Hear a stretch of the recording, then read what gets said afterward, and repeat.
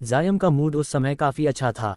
वह वर्तमान में क्लियर रिवर ब्रोथल के एक प्राइवेट कमरे में बैठा था और एक असाधारण सुंदर लड़की को गले लगाए हुए था, अपने बड़े हाथों से उसके नाजुक शरीर को अश्लील तरीके से छू रहा था।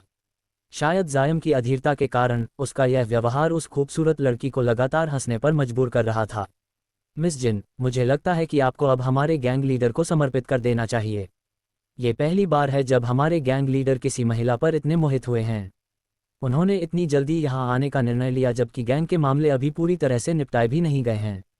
ये शब्द कहने वाला एक मोटा व्यक्ति था जो ढीले ढाले भूरे कपड़े पहने हुए था। उसकी कमर एक बाल्टी जितनी बड़ी थी और उसके पैर सामान्य इंसान की तुलना में दोगुने थे। बात करने के बाद वह थोड़ा हौंफ रहा था। सही कहा, मिस जिनजी। हमारे गैंग लीडर पिछले 5 दिनों से हर दोपहर आपके प्रतिष्ठान में आ रहे हैं और भारी रकम खर्च कर चुके हैं। इसके अलावा आपने भी काफ़ी लाभ कमाया है। आप केवल थोड़ी देर के लिए ही हमारे गैंग लीडर को गले लगाने देती हैं और एक रात भी उनके साथ नहीं बिताती हैं। ये बिल्कुल समझ में नहीं आता। इस बार जो बोल रहा था वह एक मध्यम आयु का विद्वान था जिसके चेहरे पर एक तिल था। उसकी आंखों में छिपी हुई तीव्रता उसे चालाक और चालबाज इंसान बनाती थी। वर्तमान में जायम के अलावा कमरे में 3 अन्य लोग भी मौजूद थे। ये सभी 4th लेवल गैंग के 3 महान संरक्षक थे। मोटा व्यक्ति मैड फिस्ट कियानजिंग था। उसकी अजीब मोटापे को छोड़ दें तो वह वास्तव में बजर्क 18 स्ट्राइक में अत्यंत निपुण था और उसने कई प्रतिष्ठित विशेषज्ञों को मार डाला था। विद्वान मलिशियस स्कॉलर फैन जू था। भले ही वह बहुत तेज और भयंकर स्नो विंड तलवार तकनीक में प्रवीण था, लेकिन पूरी दुनिया में उसका नाम उसकी काले दिल, क्रूर तरीकों और धूर्त इरादों के कारण प्रसिद्ध था। दूसरी तरफ काले कपड़े पहने हुए व्यक्ति शेनसन खड़ा था, जिसने शुरुआत से कोई शब्द नहीं कहा था। वह 3 संरक्षकों में सबसे शक्तिशाली था। उसकी विशिष्ट कला 18 फेंकने वाली छुरियों की श्रृंखला ने पहले जायम को कई शत्रुओं से छुटकारा दिलाने में मदद की थी। इसके अलावा शेनसन जायम का दूर का रिश्तेदार भी था, इसलिए जायम उसे सबसे अधिक महत्व देता था। बिल्कुल जायम की तरह तीनों संरक्षकों के गले में भी एक एक सुंदर लड़की थी, लेकिन ये लड़कियां उस लड़की से बिल्कुल अलग थीं जो जायम की गोद में थी। वह नाजुक, आकर्षक, फुर्तीली और सुंदर आकार की थी। इस समय जब हंसती हुई छोटी जिंजी ने मैड फिस्ट और मलिशियस स्कॉलर फैन जू की बातें सुनी, उसकी आंखों में तुरंत आंसू आने लगे, जैसे किसी भी क्षण एक बूंद गिर सकती थी। जब मास्टर फैन और मास्टर कियान इस तरह बोलते हैं तो आप गलत तरीके से जिंजी पर आरोप लगा रहे हैं। जैसे ही अन्य लोग मास्टर जायम को देखेंगे, उन्हें तुरंत पता चल जाएगा कि वह एक नायक हैं। मास्टर जायम के साथ उड़ना और घोंसला बनाना, यही जिंजी की सबसे बड़ी इच्छा है। लेकिन आप दोनों ये भी जानते हैं कि मेरा शरीर क्लियर रिवर ब्रोथल का है। बिना वृद्ध महिला वैंग की अनुमति के अगर जिंजी बाहर जाएगी और ग्राहकों को सेवा देगी तो मुझे पीटा जाएगा। मास्टर जायम क्यों एल्डरली लेडी वैंग से अनुमति नहीं मांगते? अगर वह सहमति देती हैं तो मैं निश्चित रूप से मास्टर जायम की सेवा आज रात पूरी निष्ठा से करूंगी। क्लियर रिवर ब्रोथल की प्रमुख वेश्या ने सच्चे और मीठे तर्क के साथ यह बात कही और जायम की ओर अत्यधिक स्नेह से देखा। उसकी बातें विश्वासयोग्य लगती थीं, लेकिन साथ ही नकली भी। कियान जिन और फैन जू दोनों एक दूसरे को निराश होकर देख रहे थे। बेशक उन्होंने रात बिताने की कीमत पूछी थी। छोटी जिंजी ने कभी किसी ग्राहक के साथ रात नहीं बिताई थी, इसलिए एल्डरली लेडी वैंग ने अत्यधिक महंगी कीमत मांगी जो जायम के दिल को झकझोर दे। इसलिए वे कभी सहमति पर नहीं पहुंच सके। बल का इस्तेमाल करना और भी असंभव था क्योंकि क्लियर रिवर ब्रोथल जीएयूएन सिटी के तीसरे सबसे बड़े गैंग हेवनली टायरेंट सेक्ट का था। इस विशाल बाधा के सामने कियान जिन और फैन जू ने अपनी नाराजगी उन लड़कियों पर उतारी जो उनकी गोद में थीं। उन्होंने उन्हें क्रूर तरीके से छूने के बाद ही मामले को छोड़ दिया। हे दोनों योग्य छोटे भाइयों के इस चिंता के लिए बहुत धन्यवाद। लेकिन चिंता मत करो, 2 दिन पहले मैंने एक बड़ा सौदा किया था। ये छोटी सी रकम कोई बड़ी बात नहीं है। इसके विपरीत आप, सुंदर महिला, अपने शब्दों पर कायम रहो। जब समय आएगा तो आपको इस लॉर्ड मास्टर की पूरी सेवा करनी होगी। कामुक जायम ने संतोष से कहा और अचानक छोटी जिंजी की ओर मुड़कर उसके खूबसूरत गाल को चाट लिया। जायम एक विशालकाय व्यक्ति था जिसकी बाहें और छाती पूरी तरह बालों से ढकी थीं। उसकी दोनों बाहें सामान्य इंसान की तुलना में बहुत लंबी थीं, इसलिए वह पूरी तरह एक जानवर की तरह दिखाई देता था। कुछ साल पहले इस अशिष्ट आदमी ने ओपन आर्म पंच नामक कला का पूर्ण अभ्यास किया था और 4th लेवल गैंग के पूर्ववर्ती गोटियनपो और उसके 4 विश्वसनीय सहायकों को मारकर गैंग लीडर का पद संभाला था। इसलिए पूरे जीएयूएन सिटी में उसे शीर्ष विशेषज्ञों में से एक माना जाता था और उसे हल्के में नहीं लिया जा सकता था। मास्टर जायम, छोटी जिंजी थोड़ी शर्माते हुए बोली जब जायम चुपचाप उसके गाल पर काटने की हरकत कर रहा था और बच्चा बनने का अभिनय कर रहा था। ये देखकर जायम बहुत खुश हुआ और जोर से हंस पड़ा। Dong Dong. उसी समय किसी ने दरवाजे पर खटखटाया। कौन है? मोटे कियानजिन ने बुरी तरह से पूछा। मैं यहाँ कमरे में उपस्थित सज्जनों के लिए पेय पदार्थ लाने आया हूँ। दरवाजे के बाहर से एक युवा पुरुष की आवाज़ आई। तो फिर इतनी देर क्यों लगाए? मैंने पहले ही शिकायत की थी कि पर्याप्त शराब नहीं आई है। कियानजिन ने जवाब सुनते ही बिना सोचे बोल दिया। इसके बाद एक युवक जो नौकर के कपड़े पहने था कमरे में आया। वह दोनों हाथों में ट्रे लिए हुए था जिस पर कई व्यंजन और 2 बोतल शराब रखी थी।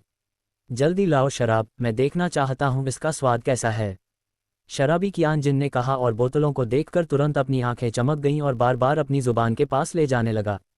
रुको, मोटे, शांत और काले कपड़े पहने व्यक्ति शेनसन ने अचानक कियानजिन को शराब पीने से रोक दिया। क्या चल रहा है? कियानजिन ने आश्चर्यचकित होकर शेनसन की चेतावनी पर पूछा। शेनसन पर उसका लगातार भरोसा होने के कारण वह अनजाने में खुद को शराब पीने से रोक लिया। जो व्यक्ति मूल रूप से भोजन ला रहा था वह तुम नहीं थे बल्कि कोई और था। शेनसन ने मोटे कियानजिन की शंका पर ध्यान नहीं दिया बल्कि अपनी कमर पर रखी तलवार पर हाथ रखकर धीरे धीरे खड़ा हो गया और ठंडी आवाज में उस युवा नौकर से शराब के साथ पूछताछ की। क्योंकि बहुत सारे मेहमान थे, लियो दूसरे कमरे में कुछ काम करने गया। मैं उसकी जगह हूँ। अंकल, क्या हुआ? युवा नौकर शेनसन को ध्यान से देख रहा था और थोड़ी देर बाद उसका चेहरा पूरी तरह सफ़ेद हो गया जब उसने डर के मारे जवाब दिया। इस व्यक्ति का चेहरा देखकर शेनसन की मुद्रा थोड़ी शांत हुई, लेकिन वह अभी भी असहज नजर आ रहा था। उसने अपने सिर को उस छोटी जिंसी की ओर मोड़ा जो जायम की गोद में थी और पूछा, मिस जिन, क्या आप इस व्यक्ति को जानती हैं? क्या वह वास्तव में आपके क्लियर रिवर ब्रोथल का ही आदमी है? यह अद्भुत सुंदरता थोड़ी शर्मिंदगी के भाव के साथ लेकिन अभी भी कुछ हद तक असहज होकर बोली, मैं इसे आपसे छिपाऊंगी नहीं ग्रैंडपापा शेन, ये व्यक्ति वाकई अनजान लगता है, हालांकि हमारे क्लियर रिवर ब्रोथल में कई 100 लोग हैं। इस महिला के लिए किसी को पहले न देखना कोई अजीब बात नहीं है। हाँ, छोटे सन, क्या तुम मिस जिन को परेशान कर रहे हो? इतनी नाजुक और मीठी सुंदरता हर किसी को जान सकती है। क्या ये संभव है कि तुम मानते हो कि यह व्यक्ति इस प्रतिष्ठान में घुसपैठ करके किसी हत्यारे के रूप में आया है? जायम ने बेफिक्र होकर कहा और अपने पास वाली आकर्षक महिला की ओर सिर झुकाकर उसकी खुशबू को महसूस किया। बॉस, हम अपने जीवन की कमाई तलवार की धार पर करते हैं। सतर्क रहना हमारी अत्यंत लाभकारी नीति होगी, शेनसन ने बिना भाव दिखाए कहा और युवाओं को कठोर नज़र से देखा जो प्लेट लेकर आए थे। हे, इस व्यक्ति के कदम लापरवाह हैं और उसकी आंखों में कोई आत्मा नहीं है। एक नज़र में पता चल जाता है कि वह कोई मार्शल आर्टिस्ट नहीं है। अगर फिर भी तुम्हें विश्वास नहीं है तो मेरे पास उसकी असली पहचान जानने का तरीका है, मलिशियस स्कॉलर फैन जू ने ठंडी हंसी के साथ कहा। चूंकि वह 4th लेवल गैंग में शामिल हुआ था, वह लंबे समय से जायम द्वारा शेनसन पर रखा गया विश्वास और शेनसन को 4th लेवल गैंग का दिमाग कहने पर असंतुष्ट था, इसलिए उसने शेनसन को शर्मिंदा करने का यह अवसर तलाश लिया। ओह, क्या तरीका है! मेरे पुराने मित्र फैन, इसे आजमाने में संकोच मत करो। हालांकि जायम ने इसे बहुत वीरतापूर्ण अंदाज में कहा, लेकिन वास्तव में वह अपनी जान को बहुत महत्व देता था, इसलिए उसने तुरंत पहले की टिप्पणी वापस ले ली और फैन जू की जांच को मंजूरी दे दी। चूंकि यह व्यक्ति मार्शल आर्ट नहीं जानता, अगर वह सच में हमें नुकसान पहुंचाना चाहता तो वह हमारे भोजन या शराब में छेड़छाड़ कर देता। तो चलो उसे आजमाएं और सच सामने आए, मलिशियस स्कॉलर ने अपनी चाल छुपाते हुए कहा। भाई फैन, अच्छा विचार। लड़के, पहले अंकल के लिए इस शराब का कुछ हिस्सा पियो और भोजन भी खाओ। यदि तुम्हें थोड़ी भी हिचक लगे तो अंकल तुरंत तुम्हारा सिर फोड़ देंगे। मोटे कियानजिन ने खुश होकर तालियां बजाईं और फिर जोर से युवा नौकर को डांटा। काले कपड़े पहने व्यक्ति शेनसन ने फैनजू की बात सुनी और महसूस किया कि यह तरीका वाकई अच्छा है, इसलिए उसने कोई विरोध नहीं किया और ठंडी नज़रों से सब कुछ देखा। जायम और छोटी जिंजी को भी कोई आपत्ति नहीं थी, अतः वह युवा नौकर जो शराब और भोजन ला रहा था, उदास चेहरे के साथ एक कप शराब पीता है और भोजन के कुछ कौर खा लेता है। जब फैनजू ने देखा कि यह व्यक्ति बिना किसी नुकसान के भोजन और शराब खा गया तो वह आत्मसंतुष्ट होकर मुस्कुराया और शेनसन से जोर देकर कहा, लगता है मेरा लड़का शेन बहुत सतर्क था। ये व्यक्ति वास्तव में केवल एक नौकर है। अगली बार किसी की शराब फिर से मत छीनना। इसके बाद उसने कई चम्मच भोजन अपने मुंह में डाले और धीरे धीरे चबाया। हूंफ! शेनसन ने ठूंठ से नाक सिकुड़ी और फैनजू की कटु बातों पर ध्यान नहीं दिया और आराम से बैठ गया। हाँ, यह कोई बड़ी बात नहीं थी, ये सिर्फ एक गलतफहमी थी। जायम ने स्वाभाविक रूप से सोचा कि उसके 2 अधीनस्थ एक दूसरे के साथ अच्छे नहीं हैं, लेकिन यह वही दृश्य था जो वह देखना चाहता था, इसलिए उसने नाटकीय हंसी का अभिनय किया। चूंकि यह एक गलतफहमी थी, ये युवा नौकर अब जा सकता है। ये चांदी तुम्हारे लिए एक उपहार के रूप में। जायम ने 2 तौल चांदी महसूस की और उसे नौकर की ओर फेंक दिया। धन्यवाद अंकल। चूंकि मेरा यहाँ और कोई काम नहीं है, ये नौकर विदा मांगता है। नौकर, जो नौकर के कपड़े पहने था, चांदी देखकर प्रसन्न हुआ और ऊंचे मनोबल के साथ बाहर चला गया और कमरे का दरवाजा बंद कर दिया। अरे अंकल जायम सच में उदार हैं। भविष्य में तुम जिंसी के प्रति भी कंजूस मत होना। छोटी जिंसी की मीठी चुलबुली आवाज पूरे कमरे में फैल गई। बिल्कुल सुंदर, तुम अंकल का सबसे कीमती खजाना हो। जब तक तुम अंकल की सेवा अच्छी तरह से करती हो, वह निश्चित रूप से तुम्हारे साथ अन्याय नहीं करेंगे। चलो भाइयों, हम सभी एक कप शराब पीते हैं। हम सुदूर शराब के बिना नहीं लौटेंगे। जायम की कठोर टूटी फूटी आवाज कमरे के बाहर भी सुनाई दी, जहां नौकर ने सब कुछ स्पष्ट रूप से सुना। बाहर खड़ा युवा नौकर अचानक मुस्कुराया। वह तुरंत नहीं गया, बल्कि पास में छुपकर जासूसी करने लगा, भूत की तरह खड़ा रहा। वह बिल्कुल स्थिर था, जैसे कुछ इंतजार कर रहा हो। चाय बनाने के समय के बाद कमरे के अंदर अचानक डरावनी चीखें सुनाई दी। जहर, भोजन और पेय पदार्थ में जहर मिला है। मैं जहर खा गया हूँ। इसके तुरंत बाद वह व्यक्ति अजीब तरह से 2 बार हंसा और फिर उसकी सांस थम गई। यह आवाज मोटे कियानजिन की लग रही थी। कमीनी, तुमने वास्तव में गैंग लीडर को मारने की साजिश की। मैं तुम्हारी जान लूंगा। जायम ने गुस्से में दहाड़ लगाए। हालांकि ये बहुत देर हो गई थी और 2 खाली हंसी छोड़ने के बाद वह जमीन पर गिर गया और मृत हो गया। पॉइजन एक्सपर्ट फैन जी और शेनसन ने डर के मारे एक दूसरे को देखा और एक साथ कहा, वह युवा नौकर ने हमें जहर दिया है। वह नौकर निश्चित रूप से इसका प्रतिकारक भी रखेगा। दोनों पुरुष तुरंत अपनी गोद में बैठी महिलाओं को धक्का देकर बाहर दौड़े, जैसे उनके पिछवाड़े में आग लगी हो। अफसोस, जैसे ही वे बाहर निकले, उन्होंने एक हाहा छोड़ दिया और धीरे धीरे जमीन पर गिर पड़े। लगता है कि मोटा कियानजिन सबसे अधिक पी गया और इसलिए सबसे पहले जहर का असर हुआ। वह जायम भी काफी पी गया होगा और वह दूसरा होगा। काले कपड़े वाला व्यक्ति और विद्वान ज्यादा नहीं पिए, लेकिन मेरे लाफिंग सोल पाउडर का जहर बेहद तेज है। एक बूंद भी खाए और मृत्यु निश्चित है। युवा नौकर ने आराम से सोचा। इसके बाद उसने थोड़ी देर इंतजार किया और दरवाजा खोलकर कमरे में प्रवेश किया। कमरे में एक नज़र डालते ही उसने देखा कि कोई भी जीवित नहीं बचा। छोटी जिंसी और अन्य 3 महिलाएं भी एक कप पी चुकी थीं और अब उनका प्राण समाप्त हो चुका था। जायम ने एक बार देखा और पक्का किया कि कोई भी जीवित नहीं है, फिर वह तेजी से वहां से निकल गया। एक बार यह खबर फैल जाएगी कि जायम जहर से मारा गया, लोग निश्चित रूप से मानेंगे कि उसे जिंगहू के दुश्मनों ने मारा। इससे किसी बड़े परेशानी वाले व्यक्ति को उत्तेजित नहीं होना चाहिए। जायम ने वापस जाते समय खुद को आराम देते हुए सोचा, ये प्योर स्पिरिट पाउडर वाकई प्रभावी है। अगर मैं पहले से एक खुराक ले लूं, तो न केवल मैं सभी प्रकार के जहर से सुरक्षित रह सकता हूं, बल्कि मैं मोहक खुशबू और अन्य अजीब दवाओं से भी बच सकता हूं। पिछली बार मैंने इसका इस्तेमाल लेडी यान और अन्य पत्नियों के खिलाफ किया और मुझे बहुत मजा आया। उसने अजीब तरह मुस्कुराया और अपने ब्रेस्ट के अंदर हाथ डालने से खुद को रोक नहीं पाया। इनकी ओर जाते समय जायम ने किसी महत्वपूर्ण व्यक्ति को नहीं देखा। वह फिर अपने कमरे में गया और बिस्तर पर लेट गया, गहरी नींद में सो गया। यह जायम की अनजाने में प्राप्त आदत थी। जब भी वह कोई बड़ा काम पूरा करता था, वह विशेष रूप से बिस्तर पर लेटकर तेजी से सोना पसंद करता था, ताकि शरीर और मन की थकान दूर हो सके। जब जायम गहरी नींद में था, तब जायम और उसके 3 महान संरक्षकों की मौत क्लियर रिवर ब्रोथल द्वारा पता चली। परिणामस्वरूप जब ये खबर 4th लेवल गैंग में फैल गई, तो कई महत्वाकांक्षी लोगों में भारी हंगामा मच गया। किसी ने भी जायम की मृत्यु की जांच करने का विचार नहीं किया, क्योंकि जी युआन सिटी में मजबूत का कमजोर पर हावी होना सामान्य नियम था। जायम ने भी अपनी स्थिति पर पहुंचने के लिए पिछले 4th लेवल गैंग के लीडर की हत्या की थी। इसलिए बाकी नेता केवल इस बात की परवाह कर रहे थे कि गैंग लीडर की शून्य स्थान पर कौन बैठेगा। असफल और नाकाम उम्मीदवारों ने गैंग लीडर बनने के लिए भीषण लड़ाई शुरू कर दी, और इसी शाम 4th लेवल गैंग में ये लड़ाई छिड़ गई। अगली सुबह इस लड़ाई का परिणाम सबसे कम स्तर के गैंग सदस्यों द्वारा देखा गया, जिन्होंने कभी इस लड़ाई में हिस्सा नहीं लिया था। पूरे 4th लेवल गैंग में जो व्यक्ति बचा वह असामान्य रूप से सन अगू था, जो थकावट के कारण मुश्किल से अपनी आंखें उठा पा रहा था। पिछली रात सन अगू ने वास्तव में अपने वरिष्ठ विरोधियों को मार डाला था। जब किसी ने भी उसका विरोध नहीं किया, तो उसने आसानी से 4th लेवल गैंग का गैंग लीडर का पद संभाला। इसके अलावा पश्चिमी शहर के अन्य गैंगों को इसकी सूचना भी दी गई, जिससे उनकी पुष्टि हुई। जायम, जिसने इस पूरी योजना को पर्दे के पीछे से अंजाम दिया, आराम से सोकर उठ गया और मोर स्टेट के एक छोटे और अनोखे भवन में दिखाई दिया। वह अभी भी खड़ी लेडी यान और कई अन्य सुंदर महिलाओं का सामना कर रहा था। हालांकि उनके पीछे जिए युआन सिटी की 3 महान सुंदरियां खड़ी थीं, टीचर मो की 3 प्यारी बेटियां।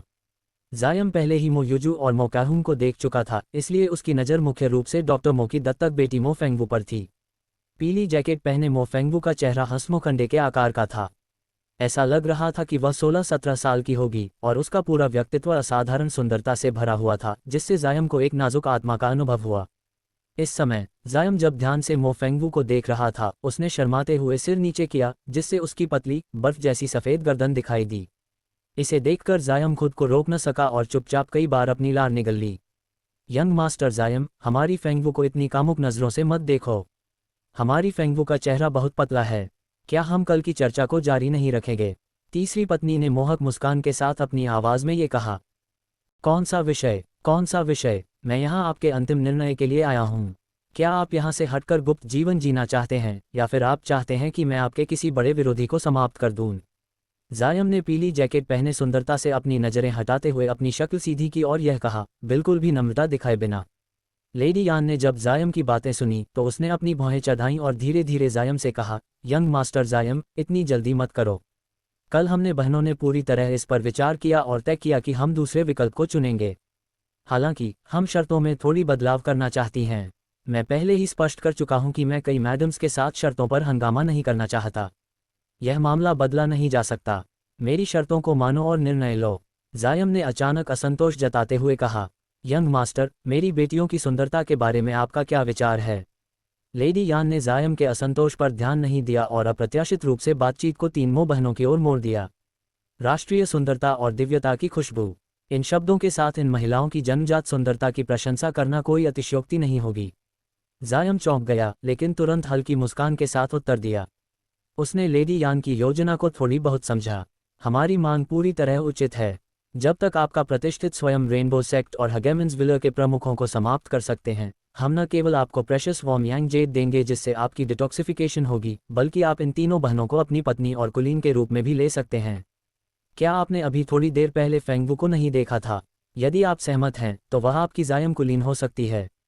लेडी यान ने गंभीरता से कहा, अपनी उंगली पीछे की ओर मो यूजू और उनकी बेटियों की ओर इशारा करते हुए। चौथी माँ मो यूजू और मो काहुंग के चेहरे पूरी तरह बदल गए और उन्होंने अनायास ही पुकारा। ये स्पष्ट था कि उन्हें इस बारे में पूर्व जानकारी नहीं थी और लेडी यान के अचानक दिए गए वादे से वे डर के मारे पीली पड़ गई थीं। लेडी यान का रंग थोड़ी फीका पड़ा, लेकिन उसने अपनी शांति बनाए रखी।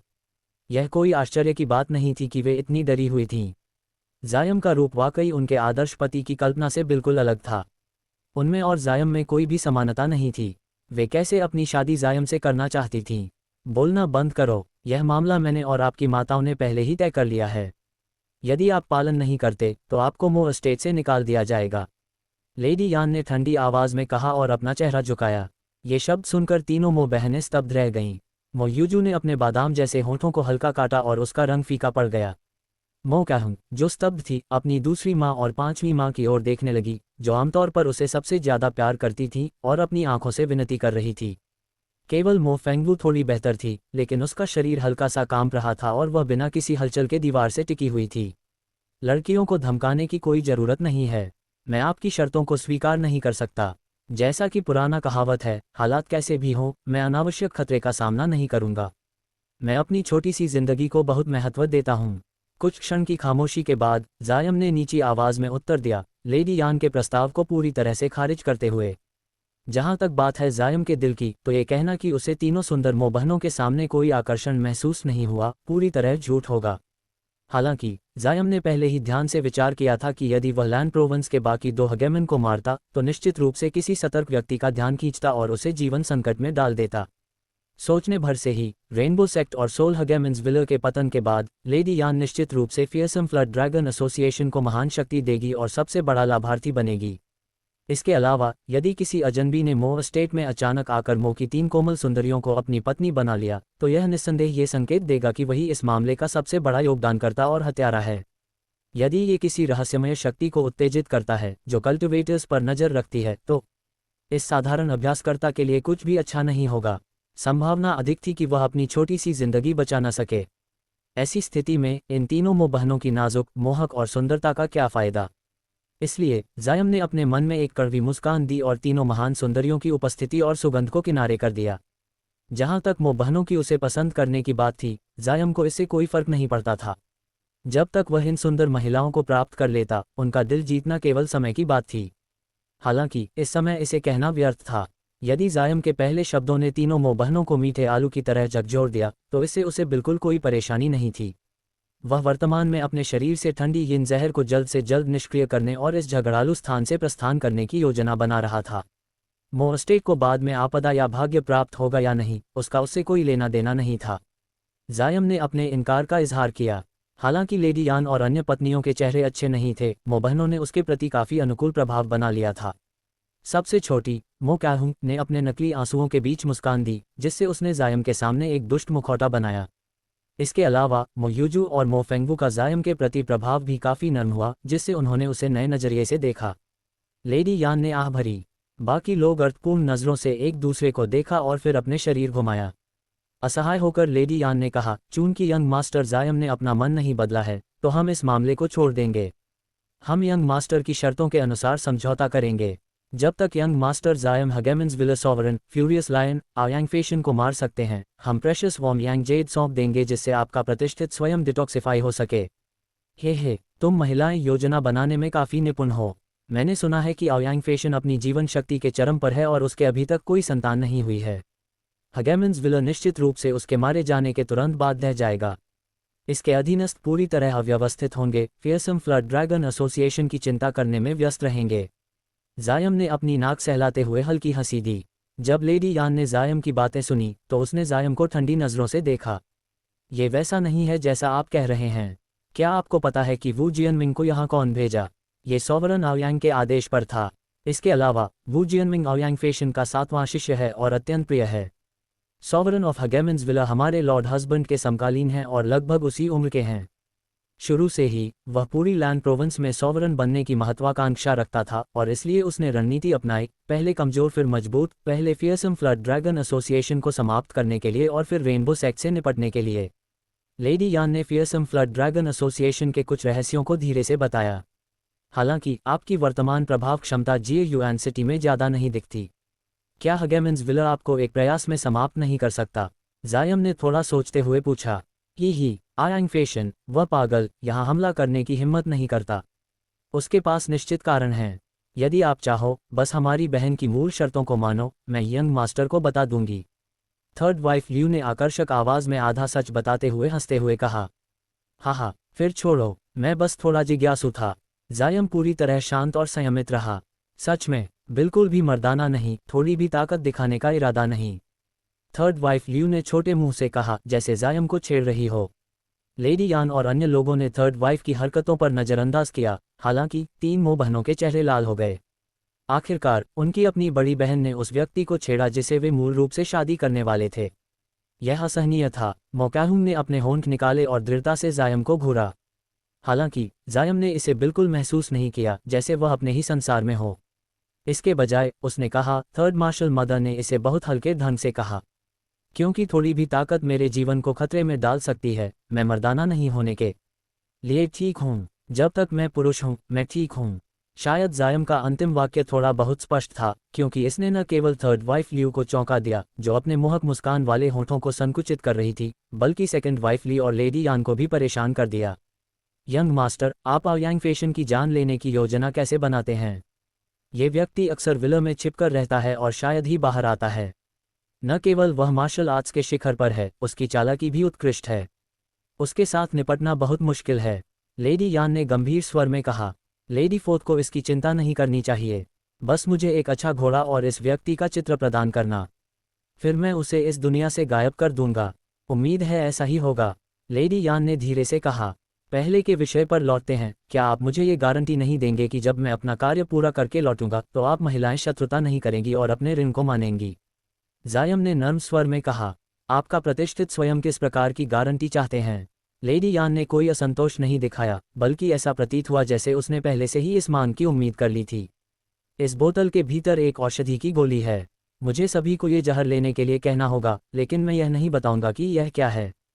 खैर, आयांग को मारने के बाद मेरे लौटने के दिन तक प्रतीक्षा करें और फिर प्रेशियस वॉम यांग जेड के बदले इसका प्रतिकारक लें। जायम ने एक चीनी मिट्टी की बोतल ढूंढी, उसे मेज पर रखा और ठंडी नज़रों से लेडी यान और उनके परिवार के सदस्यों को देखा। लेडी यान ने आगे कुछ नहीं कहा और अपनी सुंदर, सफ़ेद लिली जैसी उंगलियां बोतल पकड़ने के लिए बढ़ाईं। उसने एक हरे रंग की जेड गोली निकाली और लेडी ली और अन्य लोगों की ओर देखा, फिर सिर उठाकर उसे निगल लिया। बहादुरी, अच्छी निर्णायक क्षमता, आप वाकई फियरसम फ्लड ड्रैगन एसोसिएशन के नेता बनने के योग्य हैं। जायम ने बिना रुके तारीफ की। फिर उसकी नज़र बाकी महिलाओं की ओर गई। मेरी बहनों को जहर लेने की क्या ज़रूरत है? क्या मेरी जिंदगी पर्याप्त गिरवी नहीं है? लेडी यान, जिसने पहले ही गोली निगल ली थी, ने सेकंड वाइफ ली को जहर लेने से रोक दिया। जब जायम ने लेडी यान के शब्द सुने तो वह थोड़े चकित हो गए और उनके चेहरे पर आश्चर्य का भाव प्रकट हुआ। उन्होंने तुरंत अपने आप से कुछ बुदबुदाया, फिर हल्का सा सिर हिलाते हुए कहा, चून की फोर्थ मार्शल मदर अपनी बहनों के लिए इतना गहरा लगाव महसूस करती हैं, मैं, जायम, कोई अनुचित व्यक्ति नहीं बनूंगा। ठीक है, सेकंड मार्शल मदर और बाकी को जहर लेने की ज़रूरत नहीं है। जायम ने ये कहते हुए लेडी यान के हाथ से बोतल ली और उसे अपने छाती में रख लिया। चूंकि यह मामला समाप्त हो चुका है, मैं पहले अपनी विदाई लेता हूँ। कल इसी समय मैं मो एस्टेट वापस आऊँगा चित्र और अन्य आवश्यक वस्तुएं लेने के लिए, और फिर सीधे हेगेमन्सविले की ओर प्रस्थान करूँगा। आपकी परिश्रम के लिए धन्यवाद, यंग मास्टर। लेडी यान और अन्य महिलाएं उसे विदा करने के लिए उठ खड़ी हुईं। जायम हल्की मुस्कान के साथ, हवा की तरह सहजता से अपना शरीर घुमाते हुए कमरे से बाहर चले गए। जैसे ही जायम ने छोटे भवन से बाहर कदम रखा, पीछे से तेज कदमों की आवाज़ें सुनाई दीं। सीनियर अप्रेंटिस ब्रदर जायम, एक पल रुकिए। मेरी दूसरी बहन ने आपसे एक विशेष मामले के लिए मिलने की इच्छा जताई है। जायम ने उस छोटी लड़की मोकाहुम की चिल्लाती आवाज़ सुनी और बेबस होकर अपने शरीर को घुमाया। उसने देखा कि छोटी शैतान लड़की सबसे आगे बढ़ रही थी, उसके पीछे मो फेंगवू और मो युजू भी चल रही थीं, और सभी सीधे उसकी ओर आ रही थीं। मोकाहुम ने जायम को कुछ कदमों से ओवरटेक किया, फिर उसने अपनी आंखें चौड़ी कर दीं, उसके चारों ओर चक्कर लगाते हुए लगातार होठों को थपथपाया, जैसे वह किसी दुर्लभ वस्तु को देख रही हो, और उसने मन ही मन कहा, अच्छा। सीनियर अप्रेंटिस ब्रदर जायम, मुझे पहले ही धोखा देने का बहुत दुख था, लेकिन मुझे उम्मीद नहीं थी कि आप भी छलिया हैं। आपने वास्तव में किसी छोटी सी चीज़ का उपयोग करके मुझे चक्कर लगाने के लिए प्रेरित किया। जब जायम ने यह सुना तो उसने उस लड़की की ओर अपनी आंखें घुमाईं। छोटी चीज़, ये लड़की स्पष्ट रूप से बेहतर इनाम चाहती है, इसलिए उसे तुरंत छोड़ना होगा। तीसरी बहन, अशिष्ट मत बनो। यंग मास्टर जायम को परेशान करना बंद करो। ये पहली बार था जब जायम ने मो फेंगवू की आवाज़ सुनी, और यह पूरी तरह से कोमल और नर्म थी, जैसे मखमल, जो किसी को भी सहजता का अनुभव दे सकती थी। क्या मैं अपनी माताओं की ओर से प्रतिशोध नहीं कर रही हूँ? किसने इस आदमी को मेरी माँ के सामने इतना घमंडी बनने दिया? मोकाहुम गुस्से में पूछी। निश्चित ही, जायम ने जो सुना वह उसकी अपेक्षाओं के अनुरूप था। ये लड़की केवल उसे परेशान करने के लिए आई थी। ऐसे में उसने उस छोटी शैतान पर ध्यान देना बंद किया और मो फेंगवू की ओर सिर मोड़ते हुए पूछा, दूसरी कनिष्ठ शिष्या, क्या कोई ऐसा विषय है जिसकी वजह से आप मुझे ढूंढने आई हैं? जायम की ओर से बात सुनते ही उसका चेहरा हल्का लाल हो गया, फिर भी उसने धीरे से कहा, फेंगवू केवल ये जानने के लिए यंग मास्टर के पास आई थी कि क्या थर्ड सिस्टर की वाइंडिंग फ्रेग्रेंस पिल्स वास्तव में यंग मास्टर की ओर से दी गई थीं। क्या पिता का चिकित्सा कौशल पूरी तरह यंग मास्टर को प्राप्त हुआ है? जब जायम ने पहली बार मो फेंगवू को देखा तो उसे उसके प्रति काफ़ी अनुकूल प्रभाव हुआ था, और अब जब उसने देखा कि यह शर्मीला और कोमल व्यक्ति इतनी कोमलता से बोल रहा है, तो उसका मन उसके प्रति बहुत सहानुभूति महसूस करने लगा। इसलिए उसने शिष्टता से कहा, दूसरी कनिष्ठ शिष्या के प्रश्न के उत्तर में जायम स्वाभाविक रूप से वह सब बताएगा जो वह जानता है। कनिष्ठ शिष्या काहुन की वाइंडिंग फ्रेग्रेंस पिल्स वास्तव में मेरी ओर से दी गई थीं। मैंने कई औषधि की विधियां सीखी हैं और महान चिकित्सा विशेषज्ञता प्राप्त की है।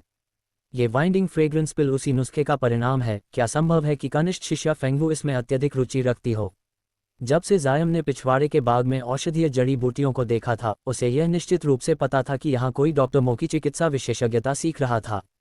अब जब उसने मो फेंगवू से यह पूछा तो उसे यकीन हो गया कि सामने वाली यह जेड व्यक्ति ही थी। जैसा कि अपेक्षित था, जायम के ये कहने पर यह युवा महिला, जो मूल रूप से बहुत कोमल और शांत दिखाई देती थी, अपनी आंखों से प्रसन्नता व्यक्त करते हुए बोली, मैं यंग मास्टर से इसे छिपाऊंगी नहीं।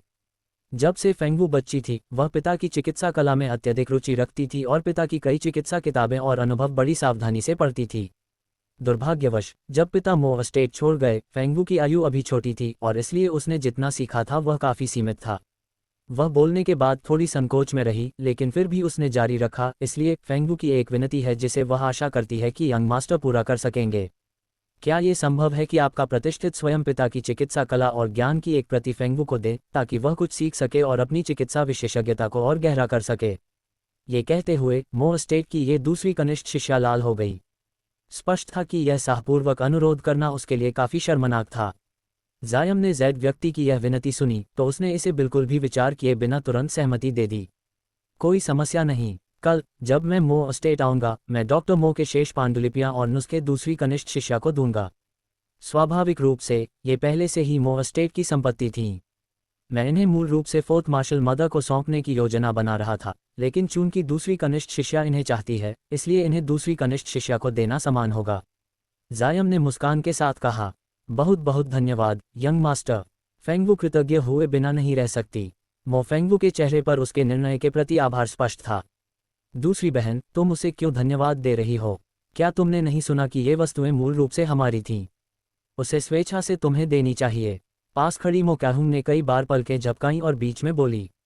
जायम ने उस छोटी लड़की की बात सुनी, उसे एक नज़र मारते हुए सोचा, यदि ये तुम्हारी दूसरी बहन नहीं होती, इतनी कोमल और सुखद सुंदरता मुझसे यह मांग करती, तो क्या मैं इन वस्तुओं को जो मेरी पहुंच में आ गईं मो स्टेट को वापस करता? मैं इसके बारे में सोचता भी नहीं। तीसरी बहन, बकवास मत बोलो।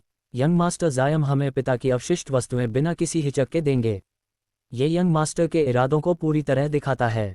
जायम और मो कैहुंग के बीच कुछ असामान्य देखकर मो फेंगवू ने जल्दी से उस छोटी लड़की को फटकारा और फिर उसे खींच लिया। उसने शिष्टता से जायम को झुकाया और फिर विदा हो गई। शुरुआत से अंत तक मो स्टेट की बड़ी बेटी मो यूजू ने एक शब्द भी नहीं कहा। जब उसने अपनी दो बहनों को जाते देखा तो उसने जायम को लंबी नज़र से देखा और फिर चली गई। मो स्टेट की बड़ी बेटी की नज़र का क्या अर्थ था? क्या वह मुझे पसंद करती है, नापसंद करती है, या दोनों ही? जायम ने मो यूजू को जाते हुए देखा, कुछ भ्रमित होकर। हालांकि जायम ने अपने कंधे ऊंचे किए और इस पर और विचार नहीं किया। फिर वह मो स्टेट से निकल गए। जब जायम वापस इन पहुंचे तब तक नवनियुक्त फोर्थ लेवल गैंग के गैंग लीडर सन अर्गो और एक अन्य व्यक्ति पहले ही उनके कमरे के बाहर कुछ समय से इंतजार कर रहे थे। स्वाभाविक रूप से क्रुकद सोल भी वहां मौजूद था। जायम ने सन अर्गो को देखा, सिर हिलाया और कमरे का दरवाज़ा खोला। सन अर्गो और दूसरा व्यक्ति तुरंत उसके पीछे अंदर चले गए। फिर प्रत्येक व्यक्ति के दोनों ओर एक आदमी खड़ा हुआ जो उनकी सेवा के लिए मौजूद था। जायम ने बैठते ही सन अर्गो के साथ आने वाले उस अजनबी की तरफ देखा। वह लगभग 30 वर्ष का मजबूत व्यक्ति था जिसका चेहरा डरावना और रूप भयभीत करने वाला था। तुम्हारा चेहरा इतना लाल देखकर लगता है कि तुम पहले ही फोर्थ लेवल गैंग का गैंग लीडर बन चुके हो। जायम ने सन अर्गो से हल्की आवाज में कहा, बैठो बैठो, ये यंग मास्टर के समर्थन के कारण ही मैं यहाँ तक पहुँच सका हूँ। सन अर्गो जल्दी से खुशी से मुस्कुराया। बस इतना समझ लो, मैं फोर्थ लेवल गैंग के मामलों में हस्तक्षेप नहीं करूंगा, लेकिन तुम्हें फोर्थ लेवल गैंग की शक्ति मेरे निर्देशानुसार इस्तेमाल करनी होगी। अन्यथा मुझे दूसरे गैंग लीडर को बदलने में कोई आपत्ति नहीं होगी। जायम ने ठंडी आवाज में चेतावनी दी। ये शब्द सुनकर जो पहले खुशी में खोया हुआ था, सन अर्गो तुरंत कांप उठा और अपने भ्रमित मन को स्पष्ट कर लिया। मैं यंग मास्टर के निर्देशों का पालन किसी भी कीमत पर करूंगा, चाहे इसके लिए मुझे अपनी जान क्यों न देनी पड़े। सन अर्गो जल्दी से वफादार मुद्रा अपनाया।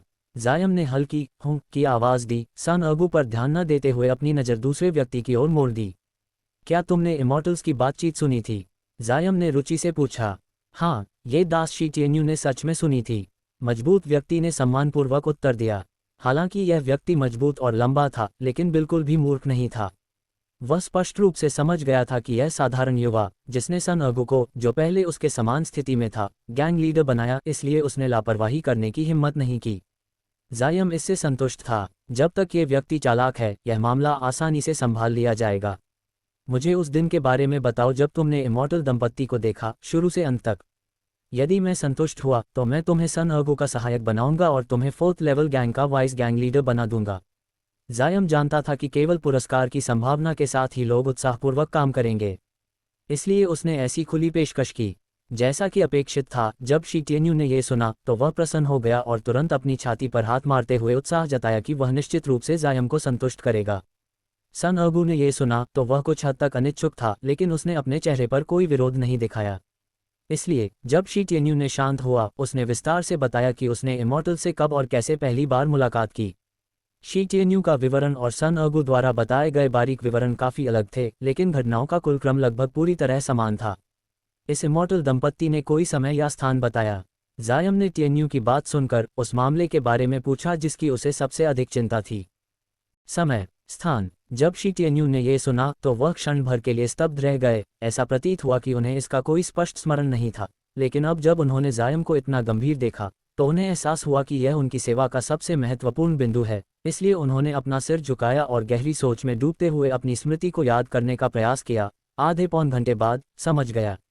शी टिएन्यू अचानक चिल्लाए, सिर उठाते हुए, और उनका चेहरा पूरी तरह प्रसन्नता से चमक रहा था। उन्होंने कहा कि उन्होंने सुना कि महिला इमॉर्टल ने अपने पुरुष साथी से कहा कि इमॉर्टल के महान सभागार में भाग लेने से पहले उसे उसके साथ एक इमॉर्टल सभा स्थल, जिसे ग्रेट साउथ वैली कहा जाता है, वहां जाना होगा।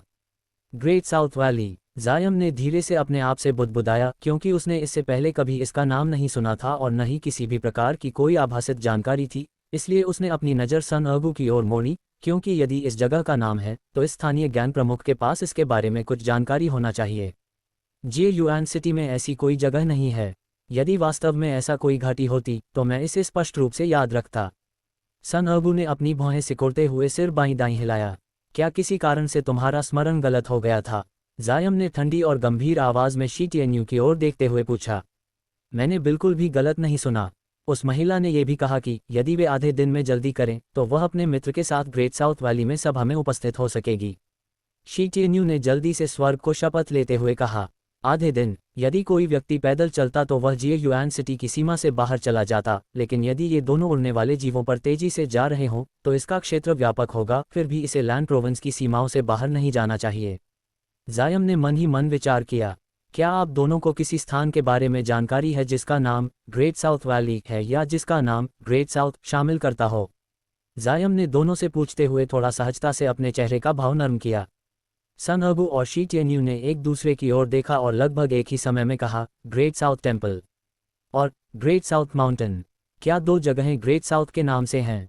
जायम चकित हुआ और दबी हुई आह के साथ उसे हल्का सिर दर्द हुआ।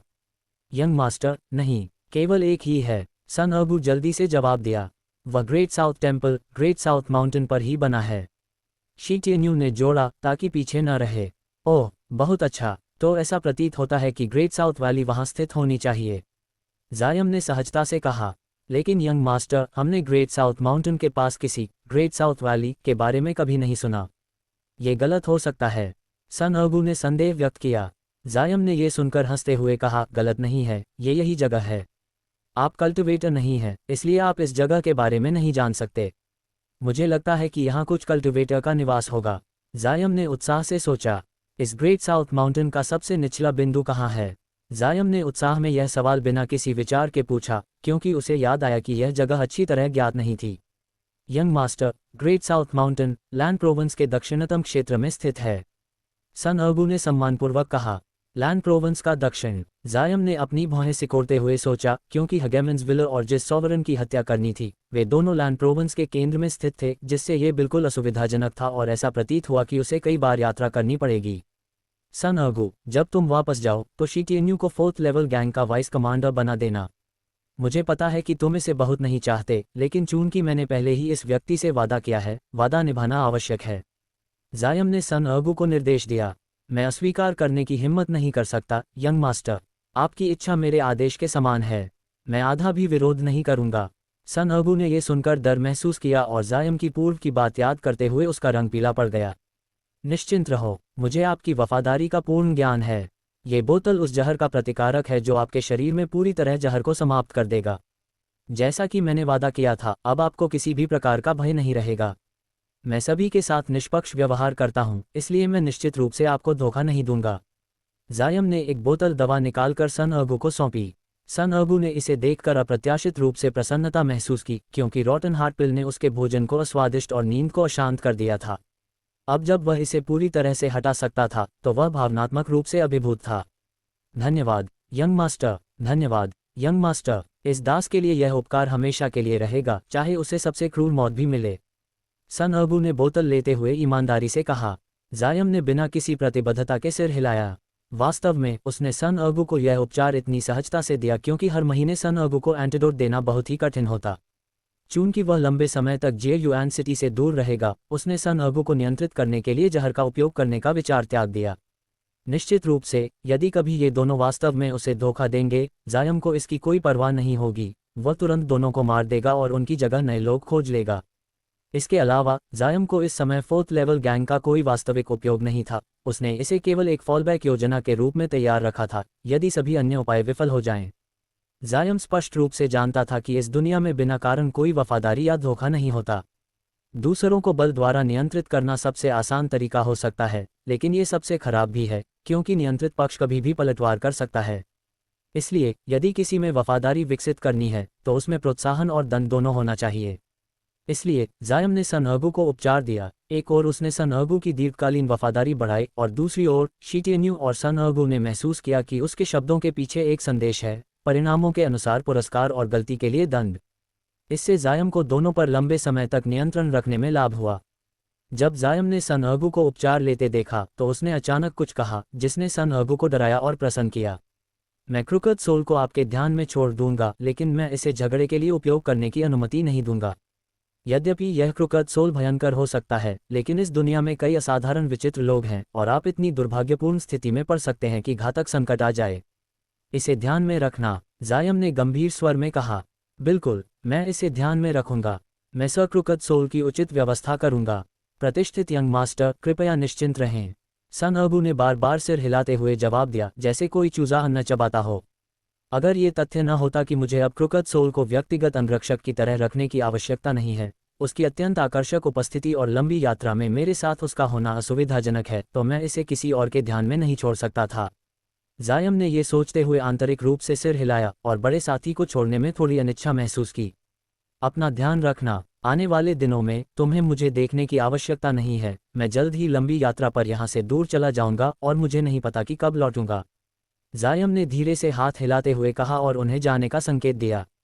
सन अबू और शी टेन्यू ने यह सुनकर सम्मानपूर्वक कमरे से बाहर चले गए और जायम अकेले रह गए। फिर भी वह किसी विषय पर विचार करते रहे। ये great south valley, great south mountain के सबसे निचले हिस्से में वहाँ किस प्रकार के कल्टिवेटर्स होंगे? यदि मैं बिना पूर्व सूचना के उनके द्वार पर पहुंचूं तो क्या यह अनुचित होगा? क्या मुझे कोई खतरा हो सकता है? जायम ने मूर्खतापूर्ण रूप से सोचा। समय बीतता गया और एक झपकी में 2 महीने बीत गए। इस समय तक जायम जी युआन सिटी में और नहीं दिख रहे थे और उनकी छवि काफी लंबे समय तक कहीं दिखाई नहीं दी। ग्वांगी सिटी लैंड प्रोविंस के दक्षिणतम भाग में स्थित था और आकार में बहुत बड़ा नहीं था। ये शहर केवल कुछ लाख लोगों का घर था, जो जी युआन सिटी की आबादी का लगभग 1/5वां हिस्सा था। लेकिन ये जगह 3 तरफ से पहाड़ों से घिरी हुई थी और चौथे तरफ एक झील के किनारे थी, और यह साधारण अमीर और कुलीनों के छुट्टियों के गंतव्यों के विपरीत यहाँ का सुंदर और शांत वातावरण कुछ दुर्लभ फलों के विकास के लिए उपयुक्त था, जो इस छोटे से शहर की एक स्थानीय विशेषता बन गई थी और इसने इसे काफी प्रसिद्धि दिलाई थी। जबकि ग्रेट साउथ माउंटेन ग्वांगी सिटी के पश्चिम में अधिक दूर नहीं, लैंड प्रोविंस का चौथा सबसे ऊंचा पर्वत था, जिसकी ऊंचाई 3000 मीटर थी और पूरे वर्ष इसे कुहासे ने ढक रखा था। और पर्वत की चोटी पर एक मध्यम आकार का मंदिर, जिसे ग्रेट साउथ टेम्पल कहा जाता था, स्थित था, जिसकी ज्योतिष और भविष्यवाणियां बहुत सटीक मानी जाती थीं, और हर साल कुछ उच्च पदस्थ अधिकारी और कुलीन वहां विशेष रूप से पूजा करने जाते थे और मंदिर को बड़ी मात्रा में धन अर्पित करते थे, जिससे मंदिर के सामने लगातार धूप बत्ती जलाने की प्रथा के कारण इसकी व्यापक ख्याति बन गई थी।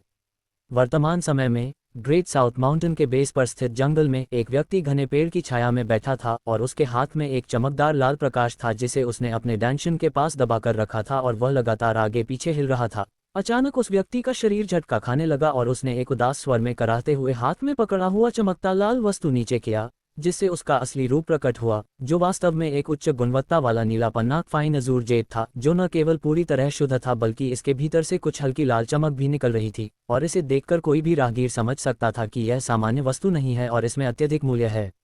व्यक्ति ने धीरे धीरे नीले पन्ने को अपने पेट से निकाला और सिर उठाकर आकाश की ओर देखा, जिससे ये स्पष्ट हो गया कि वह कोई सामान्य युवक है, और यह युवक बिल्कुल जायम था, जो जी युआन सिटी से गायब हो चुका था। जायम ने फिर अपना सिर झुकाकर हाथ में रखी वस्तु की ओर देखा और उसका चेहरा अवश्य ही प्रसन्नता से चमक उठा, क्योंकि जिस दिन उसने ये प्रेशियस वॉमयांग जेड प्राप्त किया था, तब से ये लगातार उसके शरीर से ठंडे यिन जहर को निकाल रही थी और परिणामस्वरूप आधे महीने के भीतर यह जहर पूरी तरह बाहर निकल गया। हालांकि यह इतना आसान नहीं था, क्योंकि जहर निकालते समय जायम को हड्डियों तक दर्द और खुजली सहनी पड़ी थी, और हर बार जब वह उस अनुभव को याद करता था, उसे डर और हिचक महसूस होती थी। फिर भी ये प्रेशियस वॉमयांग जेड वास्तव में एक खजाना साबित हुई, क्योंकि इसमें स्पिरिचुअल ची निहित था, जिसने उसके जहर को आसानी से और अत्यधिक प्रभावी रूप से बाहर निकाल दिया। और जायम डरता कि यदि उसने ये प्राप्त नहीं किया होता तो उसे अपने शरीर के जहर को पूरी तरह से निकालने में कई दिन लग जाते। ये सोचकर जायम ने कीमती नीले पन्ने को अपनी ओर रखी लकड़ी की पेटी में वापस रख दिया और फिर उसे सावधानीपूर्वक अपने पास छिपा लिया। जब जायम ने अपने जमे हुए अंगों को हिलाते हुए खड़े होकर पिछले 2 महीनों के अपने अनुभवों पर विचार किया, तो उसने अगले दिन मो एस्टेट जाकर आयांग फेशन और हगेमेंस विलर के बारे में जानकारी प्राप्त की और फिर मो एस्टेट द्वारा भेंट किए गए एक कीमती घोड़े पर सवार होकर दिन रात यात्रा करते हुए 10 दिनों के भीतर हगेमेंस विलर पहुंचा। कुछ दिनों की लगातार जासूसी और गुप्त प्रवेश के बाद जायम को एक सुनहरा अवसर मिला और उसने अपना कीमती ताबीज टैलिस्मैन आयांग फेशन की ओर भेजा, जो अकेले पूर्णिमा की चांदनी का आनंद ले रहा था, और अपने तलवार ताबीज का एक प्रयोग करते हुए उसे एक पल में उसका सिर काट दिया और उसकी जान ले ली। ये घटना अत्यधिक सहज रूप से हुई और कोई हलचल नहीं हुई, जिससे जायम को यह संदेह हुआ कि शायद उसने जो व्यक्ति मारा वह नकली था। इसके बाद उसने मृत शरीर की कई जगहों की जांच की, आयांग फेशन के व्यक्तिगत निशान और जन्मचिन्ह पाए और पुष्टि की कि उसने गलत व्यक्ति की हत्या नहीं की थी। और फिर जायम ने सिर लेकर जिएयुआन सिटी लौट आया। मो एस्टेट पहुंचकर जायम ने आयांग फेशन का विच्छिन्न सिर लेडी यान को जांच के लिए दिया और उन्होंने बताया कि आयांग फेशन ने जिंग हू की शीर्ष सुरक्षा तकनीक ओवरलॉर्ड जामा का अभ्यास किया था, जिसने उसके पूरे शरीर को तलवार और भाले से अभेद्य बना दिया था और धारदार हथियार की धार को मिट्टी जैसा बना दिया था, जिससे हल्की चोट लगाना भी मुश्किल था। फिर भी लेडी यान ने यह नहीं सोचा था कि जायम वास्तव में उसका सिर वापस लाएगा। केवल अब जायम समझ गया कि आयांग फेशन ने शायद उसकी तलवार ताबीज को एक छिपा हुआ हथियार समझा होगा, जिसके कारण उसने बचाव नहीं किया और जायम ने उसे इतनी सहजता से मार डाला। बाकी कार्य आसान थे। लेडी यान ने विच्छिन्न सिर की पहचान सुनिश्चित करने के बाद कीमती जेड निकाला और जायम को प्रतिकारक एंटीडोट के बदले में दिया, और यद्यपि जायम ने जेड प्राप्त कर लिया, लेडी यान ने उससे ठहरने का आग्रह किया, जिसे जायम ने अस्वीकार कर दिया, क्योंकि उसका मो एस्टेट के लोगों के साथ बातचीत करने का कोई मन नहीं था। इसके बाद वह तुरंत जिएयुआन सिटी से ग्रेट साउथ माउंटेन की ओर रवाना हो गया। रास्ते में जायम ने अपने शरीर का जहर निकालते हुए सोचा कि वह ग्रेट साउथ वैली के कल्टिवेटर्स से मित्रता कैसे करेगा, क्योंकि वह नहीं जानता था कि अन्य पक्ष दुष्ट है या न्यायपूर्ण। इसलिए उसने सीधे उनके द्वार पर जाने का साहस नहीं किया। यदि कल्टिवेटर्स दुष्ट और पिशाच समान हैं, तो वह स्वयं को उनकी चपेट में खड़ा नहीं करना चाहता था। इसलिए जैसे ही जायम ग्रेट साउथ माउंटेन पहुंचा, उसने आसपास के गांवों में ग्रेट साउथ वैली के बारे में जानकारी ली और कुछ किस्से और अजीबोगरीब घटनाओं को सुना। गांव वालों के अनुसार ग्रेट साउथ माउंटेन का उत्तरी ढलान बहुत रहस्यमय था, वर्ष भर घने कुहासे में ढका रहता था, और जो यात्री वहां प्रवेश करते थे वे अपने 5 उंगलियों को भी नहीं देख पाते थे। ये कहना उचित था कि ग्रेट साउथ माउंटेन पर कुछ कुहासा होना सामान्य था, लेकिन इतना घना कुहासा वर्ष भर किसी क्षेत्र को ढकना असामान्य था, और इसलिए कुछ बहादुर गांव वालों ने कई बार इस कुहासे में प्रवेश किया, पर हर बार वे अपनी दिशा खो देते और कुछ दिनों बाद ही बाहर निकलते, जिससे लोग चकित हो जाते। जायम ने यह सुनकर बहुत प्रसन्नता महसूस की, क्योंकि यह अजीब ढलान शायद वही जगह थी जिसकी वह तलाश कर रहा था, और भले ही यह ग्रेट साउथ वैली न भी हो, ये निश्चित रूप से कुछ कल्टिवेटर्स का निवास स्थान था। गांव वालों की जानकारी से जायम सबसे अधिक खुश हुआ कि ढलान के मालिक का स्वभाव किसी भी तरह दुष्ट नहीं था, और मिलने पर तुरंत उसकी हत्या करने वाला कल्टिवेटर नहीं था, इसलिए मिलने में पर्याप्त स्वतंत्रता थी। हालांकि ऐसा था, जायम बिना योजना के वहां जाने की बजाय जंगल में ही रुका, और केवल तभी वह पीक स्थिति में जाकर जाने का निर्णय लेगा जब उसके शरीर के सभी छिपे हुए हथियार पूरी तरह तैयार होंगे, ताकि किसी भी गलती की स्थिति में वह आसानी से बच सके। जायम ने तय किया कि वह एक गांव वाले के घर में ठहरेगा, खाना खाएगा और रात बिताएगा, और अगले दिन उस अजीब ढलान पर जाएगा। इस प्रकार जायम जंगल से बाहर निकलकर पास के छोटे गांव की ओर बढ़ा, और जैसे ही वह गांव में प्रवेश करने वाला था, उसने देखा कि एक लगभग 15 से 16 वर्ष का युवक सफेद वस्त्र पहने गांव के प्रवेश द्वार पर खड़ा था, जिसके चारों ओर कुछ गांव वाले उसके साथ खुशी से बात कर रहे थे। जायम थोड़ा आश्चर्यचकित हुआ कि इस समय यहाँ कोई बाहरी व्यक्ति आया था, इसलिए उसने हेवंस आई टेक्निक से उसे देखा और तुरंत प्रसन्न हो गया, क्योंकि सफेद वस्त्र पहनने वाले युवक के शरीर में हल्का स्पिरिचुअल लाइट था, जो जायम से थोड़ा कम था, और यह युवक भी कल्टिवेटर था। दूर से युवक ने शायद किसी की नज़र महसूस की और जायम की ओर मुड़ा। जैसे ही उसने जायम को देखा, उसका चेहरा खुशी से चमक उठा और वह तुरंत दौड़ता हुआ आया और हाँफते हुए बिना सांस साधे इम्पेशेंटली बोला, क्या ये भाई भी ग्रेट साउथ वैली जा रहे हैं? भाई, मैं ड्राई प्रेसिपस माउंटेन के वैन क्लैन का वैन शाउसन हूँ। क्या हम साथ साथ जाकर सम्मान प्रकट करें? जायम ने युवक की नाजुक और शाही जैसी विशेषताओं को देखा, जो स्पष्ट रूप से प्रभावशाली परिवार के युवा स्वामित्व वाले थे। जायम ने शांत रहकर कहा, बिल्कुल, हम साथ जा सकते हैं, लेकिन क्या तुम्हें पता है कि ग्रेट साउथ वैली कहाँ स्थित है? युवक थोड़ा शर्माते हुए सिर खुरचकर जायम की ओर आशा भरी नज़र से देखा। जायम ने मुस्कुराते हुए पूछा, लिटिल ब्रदर, क्या ये पहली बार है कि तुम इतनी दूर यात्रा कर रहे हो? युवक ने शर्माते हुए सिर हिलाया और कहा, बिग ब्रदर सही अनुमान लगा रहे हैं। यह मेरी पहली बार इतनी दूर यात्रा है। जायम ने मुस्कुराते हुए कहा, अच्छा, मेरे पीछे चलो। मैं तुम्हें साथ ले जाऊंगा। अब जायम पूरी तरह आश्वस्त था कि यह अजीब ढलान वही ग्रेट साउथ वैली था जिसे वह ढूंढ रहा था। युवक ने उत्साहित होकर कहा, ये तो बहुत अच्छा है। इस बार मैं बहुत कुछ सीख पाऊंगा और अनुभव करूंगा। जायम ने हल्की मुस्कान के साथ सुना और युवक के शब्दों से कल्टिवेटर्स के बारे में थोड़ा और समझा।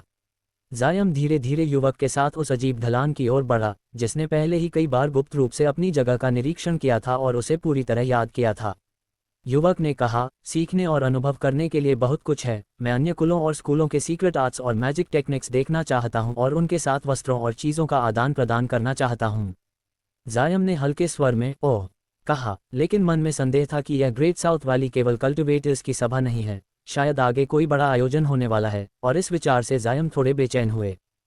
और इसी तरह दोनों धीरे धीरे बातें करते हुए साथ साथ चल रहे थे, हर तरह के विषयों पर मनमानी बातें कर रहे थे, और भले ही इसे धीरे धीरे बातचीत करना कहा जा सकता था, लेकिन असल में जायम सवाल पूछ रहा था और सफ़ेद वस्त्रधारी युवक जवाब दे रहा था, और युवक के मुंह से जायम ने आखिरकार कल्टिवेटर्स की दुनिया के बारे में कुछ महत्वपूर्ण जानकारियां प्राप्त की और उस दुनिया के कुछ मौलिक तथ्यों को समझा, जैसे कि कल्टिवेशन के स्तरों को निम्न क्षेत्र, मध्य क्षेत्र और उच्च क्षेत्र में बांटा जा सकता था, जिसमें निम्न क्षेत्र में 5 चरण होते थे: ची कंडेंसेशन, फाउंडेशन एस्टैब्लिशमेंट, कॉफॉर्मेशन, नासेंट सोल और डेटी ट्रांसफॉर्मेशन, और मध्य क्षेत्र में वॉइड लेवल, इंटीग्रेशन लेवल और ग्रेट असेंशन लेवल होते थे, और उच्च क्षेत्र तक पहुंचते ही कोई वास्तव में इमॉर्टल्स के क्षेत्र में कदम रखता था, और उच्च क्षेत्र के कल्टिवेटर्स आकाश में उड़ सकते थे और इमॉर्टल रेल्म का भ्रमण कर सकते थे, और उनकी आयु हेवन और अर्थ जितनी लंबी होती थी। लेकिन ये कहा तो आसान था, पर करना बहुत कठिन था, और तीनों क्षेत्रों को पूरी तरह से कल्टिवेट करना और भी कठिन था, क्योंकि यू राज्य के इतिहास में कोई भी व्यक्ति जिसने डेटी ट्रांसफॉर्मेशन के शिखर तक पहुंचना चाहा,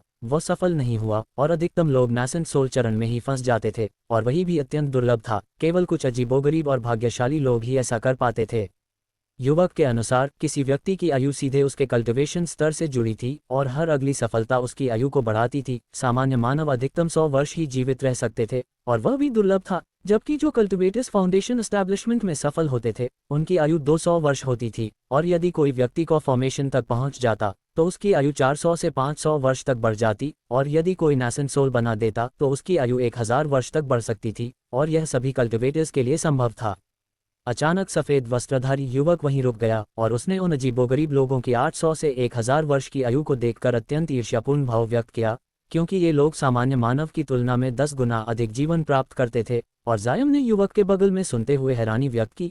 हालांकि उसने पहले ही अनुमान लगा लिया था कि कल्टिवेटर्स की आयु सामान्य मानव की तुलना में लंबी होती है, लेकिन उसने यह नहीं सोचा था कि आयु में इतना बड़ा अंतर होगा, क्योंकि 1000 वर्षों का जीवन तो लगभग ये साबित करता था कि अजीबोगरीब व्यक्ति 1000 वर्ष का कछुआ बन गया है। जायम ने अपने मन में थोड़ा सा शरारती विचार किया, लेकिन अगर केवल नासेंट सोल तक पहुंचना इतनी लंबी आयु दे सकता है, तो डेटी ट्रांसफॉर्मेशन चरण और मध्य और उच्च क्षेत्रों के आगे के स्तरों में तो कितनी लंबी आयु होगी। ये सोचकर जायम अंततः और अधिक असहाय होकर अप्रत्यक्ष रूप से पूछ बैठा, कौन जानता है, क्या वे वास्तव में अमर हो सकते हैं और हमेशा युवा रह सकते हैं? और युवक ने उत्साहित होकर उत्तर दिया, कहानी में कहा गया है कि जो कल्टिवेटर्स डेटी ट्रांसफॉर्मेशन के ग्रेट परफेक्शन चरण तक पहुंचते हैं उन्हें इस दुनिया को छोड़कर किसी अन्य स्थान के उच्च क्षेत्र में जाना पड़ता है। लेकिन वहां क्या है और उच्च क्षेत्र क्या है, कोई नहीं जानता, क्योंकि अब तक कोई वापस नहीं लौटा।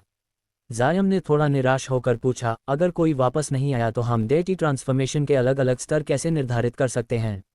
लेकिन सामने वाला युवक शायद इसका भी उत्तर नहीं दे सकता था, और कल्टिवेशन के विभिन्न स्तरों के अलावा जायम अब यू राज्य के कल्टिवेटर कुलों और संप्रदायों की सामान्य जानकारी प्राप्त कर चुका था। और युवक भले ही अन्य स्थानों की जानकारी न जानता हो, लेकिन यू राज्य के कल्टिवेशन जगत के बारे में वह बहुत जानकार प्रतीत होता था, और उसने विस्तारपूर्वक समझाया, और उसके मुंह से जायम ने जाना कि यू राज्य में कुल 7 कल्टिवेशन संप्रदाय थे: mask moon sect, yellow maple valley, spirit beast mountain, clear void sect, saber transformation dog, heavenly imperial fortress और जायंट स्वॉर्ड सेक्ट, जिसमें मास्क मून सेक्ट सबसे शक्तिशाली था, स्पिरिट बीस्ट माउंटेन दूसरा सबसे शक्तिशाली, और बाकी लगभग समान शक्ति वाले थे। और यदि कहा जाए कि ये संप्रदाय यू राज्य के लिए सहारा देने वाला महान वृक्ष हैं, तो अन्य कल्टिवेटर कुल और परिवार उस वृक्ष की शाखाएं और पत्तियां हैं जो इसे जीवित रखने के लिए निर्भर हैं। युवक ने आगे बताया कि इमॉर्टल कल्टिवेटर कुलों के पूर्वज कभी कल्टिवेटर संप्रदायों के शिष्य थे, और उनके रक्तस्राव ने पीढ़ियों के साथ धीरे धीरे कल्टिवेटर कुल का रूप धारण किया, और इसलिए कहा जा सकता है कि सभी कल्टिवेटर्स के पास कुछ ऐसा होता है जिसे स्पिरिचुअल रूट्स कहा जाता है। और स्पिरिचुअल रूट्स क्या होते हैं, ये ठीक से कोई भी इमॉर्टल कल्टिवेटर नहीं जानता, लेकिन इतना ज्ञात है कि अगर किसी के पास स्पिरिचुअल रूट्स नहीं है तो वह कल्टिवेशन के मार्ग पर नहीं चल सकता, क्योंकि यदि कोई स्पिरिचुअल ची को अवशोषित नहीं कर सकता तो वह इमॉर्टल कल्टिवेटर कैसे बन सकता है। सामान्य लोगों में स्पिरिचुअल रूट्स वाला जन्म लेना अत्यंत दुर्लभ होता था। लगभग 10,000 लोगों में केवल एक ही ऐसा व्यक्ति होता था और इसलिए केवल चुनिंदा लोग ही इमॉर्टल बनने की राह पर चल सकते थे, और यदि किसी के पास स्पिरिचुअल रूट्स भी थी तो ये पर्याप्त नहीं था, क्योंकि स्पिरिचुअल रूट्स के भी ग्रेड होते थे। प्राचीन कहावत के अनुसार स्पिरिचुअल रूट्स को 5 श्रेणियों में बांटा जा सकता है: मेटल, वुड, वाटर, फायर और अर्थ। और अधिकांश कल्टिवेटर्स की रूट्स 4 या 5 गुणों का मिश्रण होती थी, जिससे वे स्पिरिचुअल ची को अवशोषित कर सकते थे, लेकिन उनकी प्रगति बहुत धीमी होती थी और अधिकतम वे ची कंडेंसेशन के तीसरे या चौथे स्तर तक पहुंच सकते थे और फिर बॉटलनेक का सामना करते थे।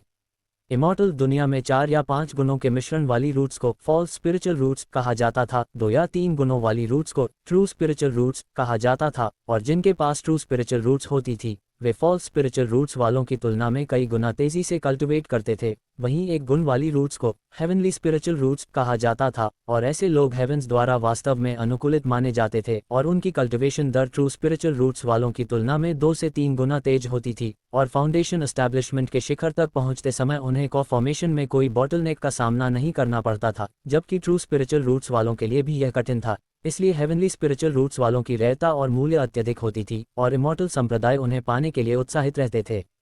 इसके अतिरिक्त एक प्रकार की म्यूटेटेड स्पिरिचुअल रूट्स भी होती थी, जो किसी भी 2 या 3 मूल गुणों के संयोजन से उत्पन्न होती थी, और इसका आवृत्ति दर लगभग 20 से 30 वर्षों में एक बार होता था। और म्यूटेटेड स्पिरिचुअल रूट्स वाले इंडिविजुअल्स भले ही कॉ फॉर्मेशन में बॉटलनेक का सामना करते, उनकी कल्टिवेशन गति हेवनली स्पिरिचुअल रूट्स वालों के बराबर होती थी, और यदि वे अपने गुणों के अनुसार कोई कल्टिवेशन कला प्राप्त कर लें तो वे निश्चित रूप से अपनी पीढ़ी के सबसे शक्तिशाली कल्टिवेटर बन सकते थे और 3 से 4 कल्टिवेटर्स का सामना आसानी से कर सकते थे। इस प्रकार ट्रू स्पिरिचुअल रूट्स वाले लोगों को ढूंढना भी इमॉर्टल संप्रदायों के लिए सिरदर्द होता था, और हेवनली या म्यूटेटेड स्पिरिचुअल रूट्स वाले लोगों को ढूंढना और भी मुश्किल था, क्योंकि इमॉर्टल रिक्रूटर्स हर गली नुक्कड़ में जाकर बच्चों की जांच नहीं कर सकते थे, और ट्रू स्पिरिचुअल रूट्स भी केवल 5 से 6 लोगों में एक ही होती थी। और इसी कारण कुछ इमॉर्टल संप्रदाय अंततः कोलैप्स हो गए, क्योंकि उन्हें स्पिरिचुअल रूट्स वाले लोग नहीं मिले। इस समस्या का आंशिक समाधान ब्लडलाइन के माध्यम से किया गया, अर्थात यदि माता पिता में से कोई स्पिरिचुअल रूट्स वाला था तो उनके बच्चों में 25% संभावना थी कि वे स्पिरिचुअल रूट्स के साथ जन्म लें, और यदि दोनों माता पिता स्पिरिचुअल रूट्स वाले थे तो उनके बच्चे में यह संभावना और भी बढ़ जाती थी, और समय के साथ अधिक और अधिक लोग स्पिरिचुअल रूट्स के साथ पैदा हुए, जिससे कल्टिवेटर कुल और परिवार बनने लगे, जो उच्च स्तर की कल्टिवेशन कला न रखते हुए भी कम स्तर की कल्टिवेशन कला और तकनीकों की कमी नहीं रखते थे, और अंततः वे इमॉर्टल संप्रदायों के लिए बाहरी संपर्क का माध्यम बन गए। इस तरह सफेद वस्त्रधारी युवक ने अपनी जानकारी प्रदर्शित करने के बाद अत्यंत संतुष्ट महसूस किया, क्योंकि लंबे समय से उसने ऐसा अवसर नहीं पाया था कि कोई पूरी तरह ध्यान देकर उसके शब्द सुने और जायम के सामने अपनी जानकारी दिखाने का आनंद लिया। और जायम भी इस व्यवस्था से प्रसन्न था, और अक्सर बीच बीच में प्रश्न पूछकर युवक को और अधिक विस्तार से बताने का अवसर देते थे, और थोड़े समय में दोनों पहाड़ी के ढलान तक पहुंच गए। और जायम को थोड़ी नाराजगी हुई कि उसने कल्टिवेटर जगत के और भी अधिक ज्ञान के लिए और समय नहीं पाया, और वह गहरी सांस लेते हुए युवक की ओर निराशा के साथ देखने लगा। भाई कौन से कुल से हैं? सफेद वस्त्रधारी युवक ने उत्साहित होकर घने कोहरे को देखा, और जैसे ही उसे याद आया उसने सिर घुमाकर यह प्रश्न किया, और जायम ने ध्यानपूर्वक युवक की ओर देखा, क्योंकि थोड़ी देर पहले ही युवक से बातचीत करते समय उसे समझ में आया था कि कल्टिवेटर्स की दुनिया में संप्रदायों और कुलों के अलावा रोग कल्टिवेटर्स की संख्या भी कम नहीं थी, और इनमें से अधिकांश रोग कल्टिवेटर्स या तो किसी पतित कल्टिवेशन कुल की पिछली पीढ़ी के सदस्य होते थे, या फिर जायम जैसे मॉडल लोग होते थे जो गलती से किसी कल्टिवेशन कला से परिचित हुए और स्वेच्छा से कल्टिवेटर की दुनिया में आए। और इसके अलावा पतनशील संप्रदायों के रोग कल्टिवेटर्स अपने विरासत से अलग होते थे, और उनकी कल्टिवेशन अधिकतर उच्च स्तर की नहीं होती थी, सामान्यतः ची कंडेंसेशन चरण तक ही रहती थी, और इसलिए कल्टिवेशन कुलों ने कभी भी रोग कल्टिवेटर्स को बहुत महत्व नहीं दिया और उन्हें थोड़ी निंदा के साथ देखा, ठीक वैसे ही जैसे सांसारिक दुनिया के धनिक परिवार गरीब और निम्न परिवारों को नीचा दिखाते हैं। मैं किसी कुल से नहीं हूँ, बल्कि मैंने स्वयं अपने दम पर कल्टिवेशन की है। जायम ने कुछ समय सोचा और फिर सत्य कहा, क्योंकि किसी और कुल का बहाना करना बहुत जल्दी उजागर हो सकता था। और सफेद वस्त्रधारी युवक ने आश्चर्यचकित होकर पूछा, आप स्टीम रोग कल्टिवेटर हैं? और यह सुनकर भी उसके चेहरे पर कोई भेदभाव नहीं था, बल्कि वह खुशी और हल्की हैरानी के साथ जायम के चारों ओर घूमा, उसे जैसे कोई दुर्लभ वस्तु देख रहा हो। और जायम ने हैरानी से पूछा, तुमने थोड़ी देर पहले कहा कि कल्टिवेशन कुल रोग कल्टिवेटर्स को नीचा दिखाते हैं, फिर भी तुम इतने खुश कैसे हो? युवक ने गर्व से उत्तर दिया, वे नीचा दिखाते हैं, पर हमारी वैनकुल को अन्य कल्टिवेटर कुलों से भ्रमित मत करो। हमारी वैनकुल हमेशा रोग कल्टिवेटर्स के प्रति अच्छा व्यवहार करती है। और उसने मुस्कुराते हुए समझाया, हमारी वैनकुल के पूर्वज मूलतः रोग कल्टिवेटर्स थे, पर उन्हें सौभाग्य मिला कि वे एक कल्टिवेशन स्कूल में प्रवेश कर गए और जायंट स्वॉर्ड सेक्ट के आधिकारिक शिष्य बन गए, और इसी समय हमारी वैनकुल की स्थापना हुई। और हमारी उत्पत्ति के कारण हमारे वैनकुल के नियमों में रोग कल्टिवेटर्स के प्रति भेदभाव करना सख्त वर्जित है। और उसने आगे कहा, सच कहूं तो केवल हमारी वैनकुल ही ऐसा नहीं करती, कुछ अन्य कुलों के पूर्वज भी रोग कल्टिवेटर्स थे, इसलिए वे भी रोग कल्टिवेटर्स के प्रति कोई द्वेष नहीं रखते। लेकिन ये कुल कल्टिवेटर कुलों में बहुत ही अल्प प्रतिशत हैं, इसलिए ये कहा जाता है कि कल्टिवेटर कुल रोग कल्टिवेटर्स को नीचा दिखाते हैं। जायम ने युवक की बात सुनकर हल्का सा मुस्कुराया और कहा, तो ऐसा है।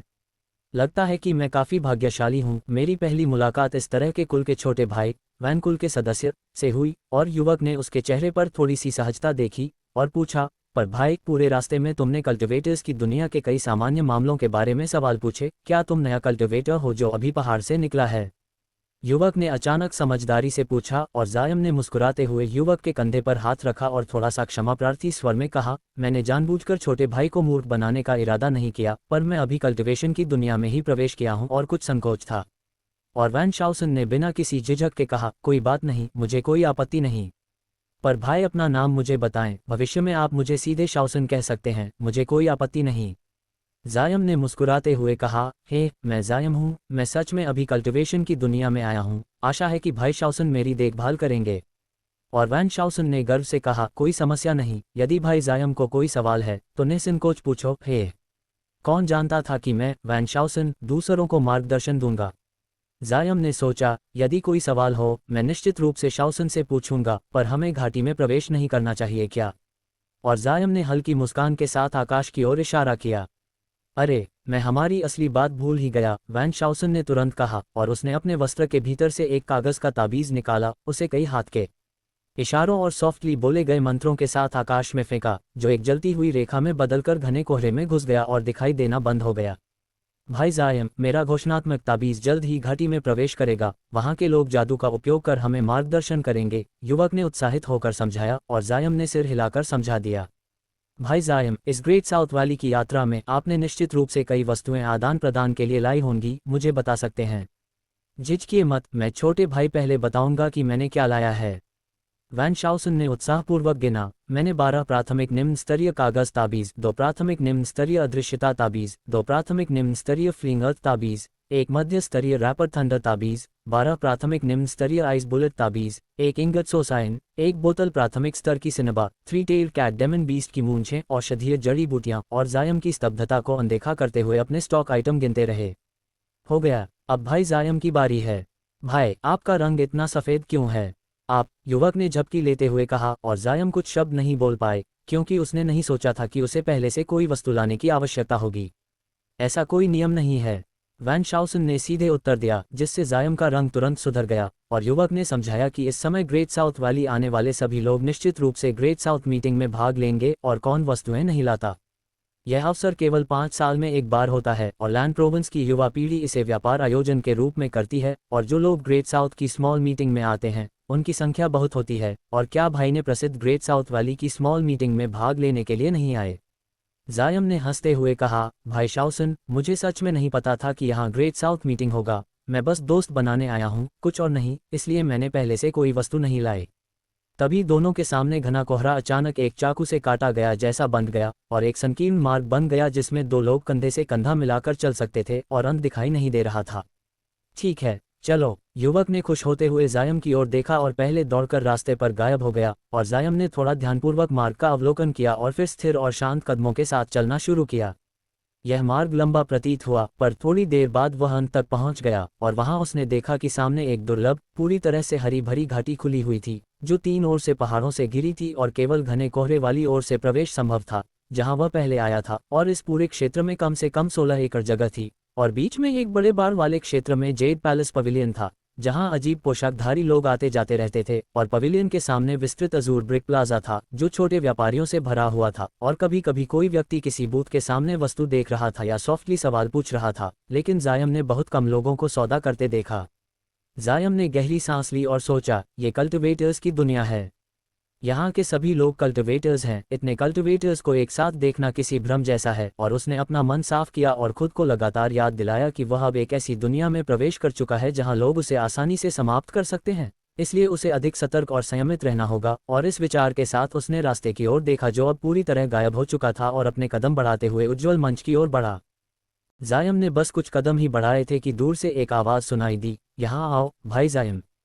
और जब उसने आवाज़ की दिशा में अपनी नज़रें घुमाईं तो उसने देखा कि वैन शाउसन एक हरे वस्त्रधारी वृद्ध पुरुष के पास खड़ा है, लगातार हाथ हिला रहा है ताकि उसकी ध्यान आकर्षित हो। और जायम हल्की मुस्कान के साथ उनकी ओर बढ़ा और जैसे ही वह वृद्ध पुरुष के पास पहुंचा, वैन शाउसन ने परिचय कराना शुरू किया। ये वृद्ध व्यक्ति ग्रेट साउथ वैली से हैं, डाउस्ट मास्टर किंग यान। वे मेरे पिता के घनिष्ठ मित्र हैं और हाल ही में आयोजित ग्रेट साउथ मीटिंग का आयोजन और संचालन उन्होंने और कुछ अन्य वृद्धजनों के साथ किया था।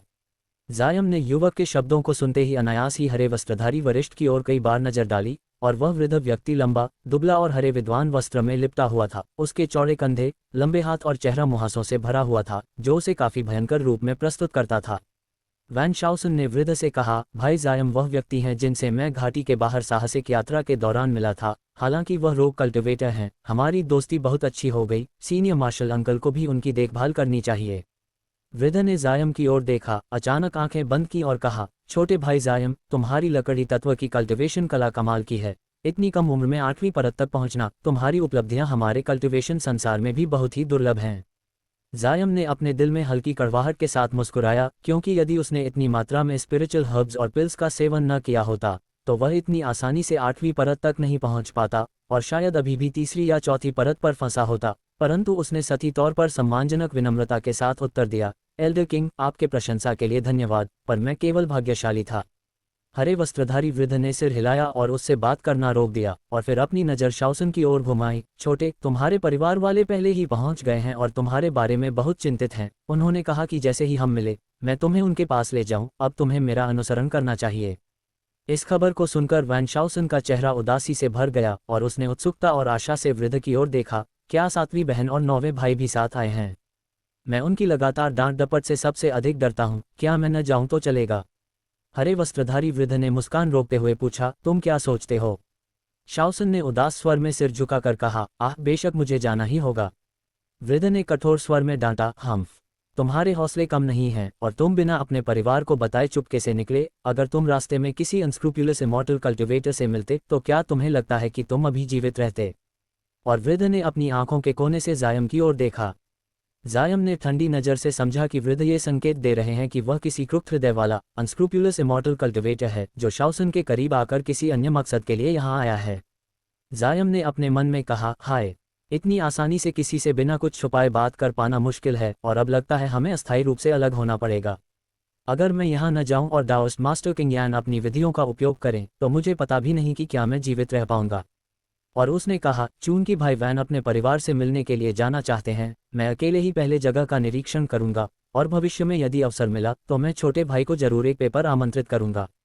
जायम ने वैन शाउसन और डाओस्ट मास्टर किंग यान से हाथ जोड़कर कहा और जब वैन शाउसन ने कुछ कहने की कोशिश की तो डाओस्ट मास्टर किंग यान ने उसे रोक दिया। जायम ने वैन शाउसन की ओर मुस्कुराते हुए देखा और फिर मुड़कर आगे बढ़ गया और उस युवा ने उदासी भरे चेहरे के साथ वृद्ध के पीछे चलते हुए ऐसा प्रतीत हुआ जैसे उसे फांसी स्थल की ओर ले जाया जा रहा हो। वह धीरे धीरे अपने परिवार की दिशा में बढ़ा।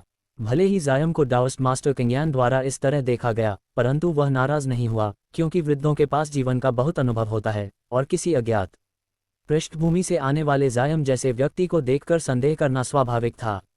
जायम का मकसद केवल कल्टिवेटर्स की दुनिया के मामलों को समझना था और वह वैन शाउसन के प्रति कोई दुरादृष्टि नहीं रखता था। अब डाओस्ट मास्टर किंग यान की उपस्थिति के साथ ऐसा प्रतीत हुआ कि जायम को कल्टिवेटर्स की दुनिया के बारे में अधिक ज्ञान प्राप्त करने के लिए किसी अन्य मार्ग को ढूंढना पड़ेगा। उसने अनजाने में इमॉर्टल कल्टिवेटर्स की दुकानों की ओर कदम बढ़ाए। ये दुकानों एक विशाल बाजार में आकार में लगी थीं, जिससे भीड़ में संभावित ग्राहक अपनी पसंद के वस्त्र आसानी से देख सकें।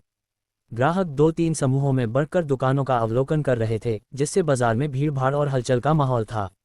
जैसे ही शाम का समय आया, सड़क की लाइटें जल उठीं और अधिकांश व्यापारी अपनी कांसे की लैंटर्न जलाते थे, जिनमें ना तो माचिस की लौ थी और ना ही मोम, केवल सफ़ेद पत्थर थे जो हल्का प्रकाश छोड़ते थे।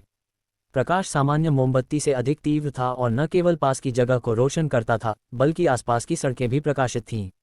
जायम इस अद्भुत दृश्य को देखकर दांतों के बीच जीभ क्लिक करता हुआ कह उठता है, आसमान अंधेरा हो गया, पर भीड़ पहले से भी अधिक घनी थी।